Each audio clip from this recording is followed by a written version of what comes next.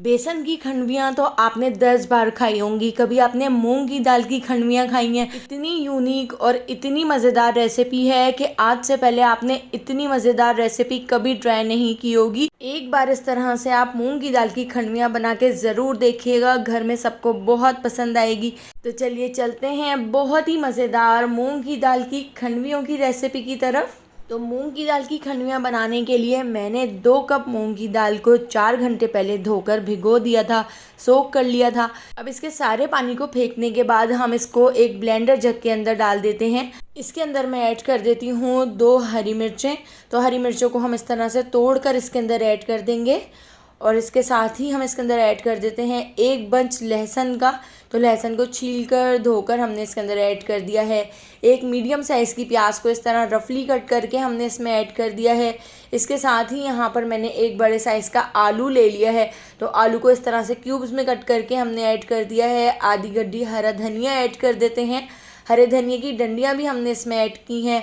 Half tea spoon नमक add कर दिया है। हाफ़ टी स्पून लाल पिसी हुई मिर्चें, हाफ़ टी स्पून ही हल्दी पाउडर हमने इसमें ऐड कर दिया है।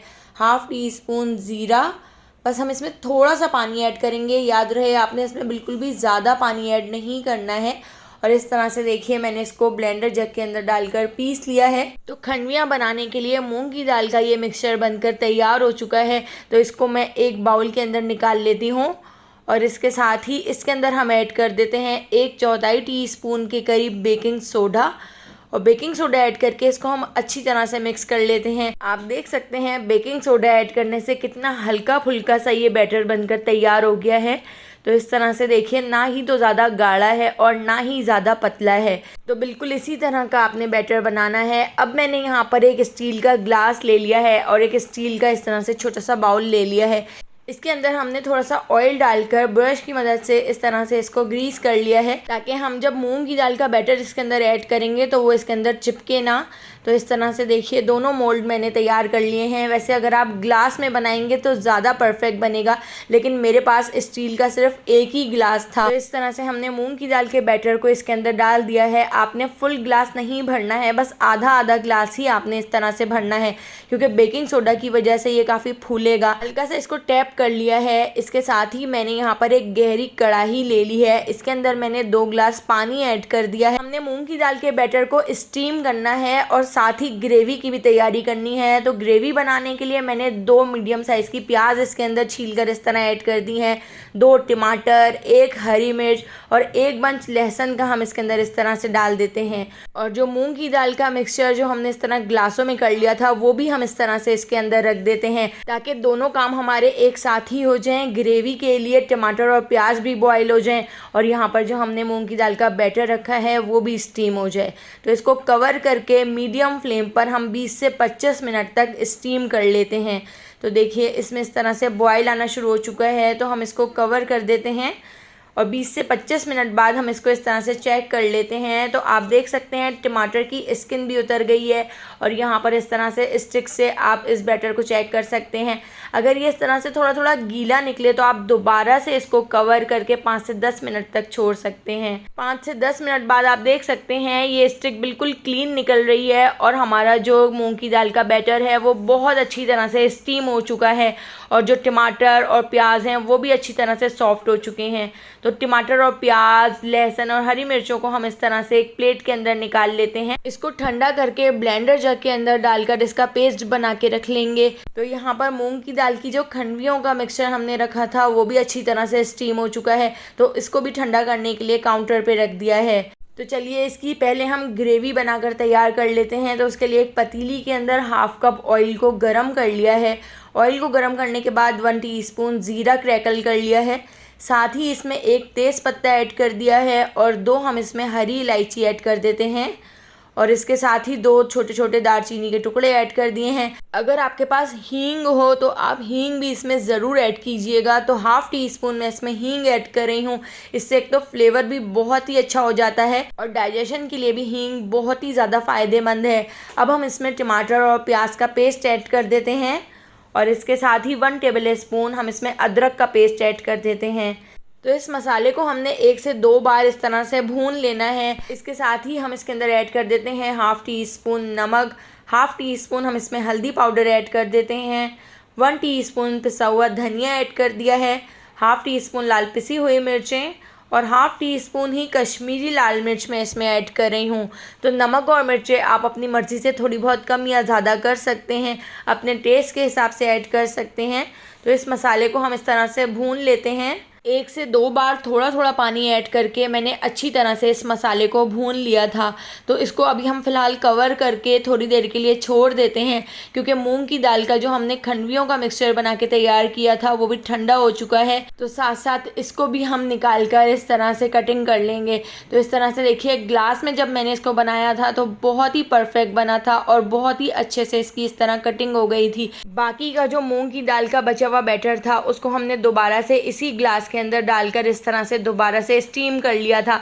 इन खंडवियों को मैं ज़्यादा ही बनाकर तैयार करती हूँ, क्योंकि जब मैं ये खंडवियों का सालन बनाती हूँ तो शाम में चाय के साथ इन खंडवियों को फ्राई करके आप खाएं, इतनी ज़्यादा टेस्टी लगती हैं। केचप के साथ खाएं, बहुत ही ज़्यादा मज़ेदार लगेगी। तो देखिए, इन खंडवियों को हम इस तरह से तेज़ छुरी की मदद से कटिंग कर लेते हैं। तो आपने इस तरह से पतले पतले ही स्लाइसेस निकालने हैं, बहुत ज़्यादा मोटे स्लाइसेस आपने नहीं निकालने हैं। तो सारे इस तरह से हमने कटिंग करके रख लिए थे। ढेर सारी हमारी यहाँ पर खंडवियाँ बनकर तैयार हो गई थी। आधी खंडवियाँ हमने फ्राई करके शाम में चाय के साथ एंजॉय की और बाकी की बची हुई खंडवियाँ हमने इसके सालन के अंदर ऐड कर दी थी। आप देखिए कितनी जालीदार और कितनी सॉफ्ट खंडवियाँ बनकर तैयार हुई हैं। तो एक बार तो आप इसको ज़रूर ट्राई कीजिएगा, बहुत ही मज़ेदार सी रेसिपी है।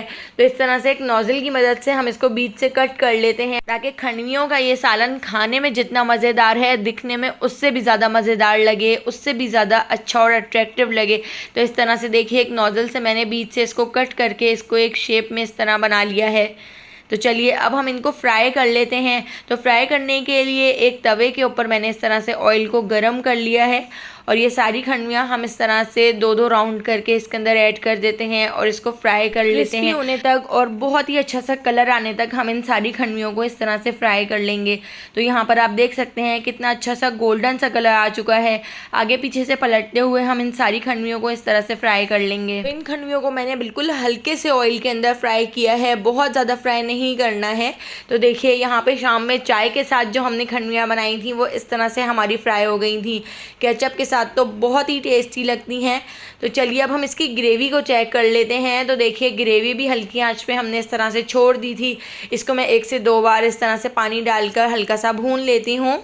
सालन को आपने बहुत ज़्यादा नहीं भूनना है, क्योंकि वैसे ही प्याज और टमाटर पहले से ही बॉयल हुए थे। बस मसाला इस तरह नीचे लगना शुरू हो जाए और ऑयल ऊपर आ जाए, तो बस इतना ही आप भून लीजिएगा। साथ ही हम इसमें ऐड करेंगे घर की फ्रेश मलाई। तो आपने मलाई इसमें ज़रूर ऐड करनी है, बहुत ही मज़ेदार सी ग्रेवी बनेगी। आप एक बार ज़रूर ट्राई करके देखिएगा। तो 4 टेबल स्पून मैंने घर की फ्रेश मलाई ऐड कर दी है। आपके पास घर की फ्रेश मलाई ना हो तो आप इसमें फ्रेश क्रीम भी ऐड कर सकते हैं। तो मलाई ऐड करके हमने इसको अच्छी तरह से मिक्स कर लिया है। अब यहाँ पर मैं इसके अंदर 2.5 गिलास के करीब पानी ऐड कर देती हूँ। तो प्याज टमाटर को जिस पानी में हमने बॉईल किया था वो पानी भी हमने इसमें ऐड कर दिया है, क्योंकि उसमें भी सब्जियों का काफ़ी फ्लेवर है। इसके साथ ही 2.5 गिलास पानी ऐड करके इसको कवर करके मैं मीडियम फ्लेम पर छोड़ देती हूँ। पानी आप इसके अंदर थोड़ा ज़्यादा ही ऐड कीजिएगा, क्योंकि जब आप इसके अंदर मूंग की दाल की खंडवियाँ ऐड करेंगे तो ये भी थोड़ा सा पानी इसमें से ऑब्जर्व कर लेंगी। तो देखिए, इस तरह से हमने सारी खंडवियों को इसके अंदर ऐड कर दिया है और साथ ही हम इसके अंदर ऐड कर देते हैं बारीक कटा हुआ हरा धनिया और इसको भी मिक्स कर लेते हैं। बस एक बॉयल आने तक हम इस तरह से इसको पका लेते हैं। तो यहाँ पे हमारी बहुत ही मज़ेदार सी मूंग की दाल की खंडवियों का सालन बनकर तैयार हो चुका है। तो देखिए कितना ज़्यादा मज़ेदार लग रहा है। आप इसको चावल के साथ खाएं या रोटी के साथ, घर वालों को इतना पसंद आएगा कि हफ्ते में एक बार तो आप इसको ज़रूर बनाएंगे। तो अगर आपको मेरी ये रेसिपी पसंद आई हो तो लाइक, शेयर और सब्सक्राइब करना बिल्कुल भी मत भूलिएगा और बेल आइकॉन के नोटिफिकेशन को ज़रूर ऑन कीजिएगा। आने वाली वीडियो तक मुझे दीजिए इजाज़त। अल्लाह हाफ़िज़।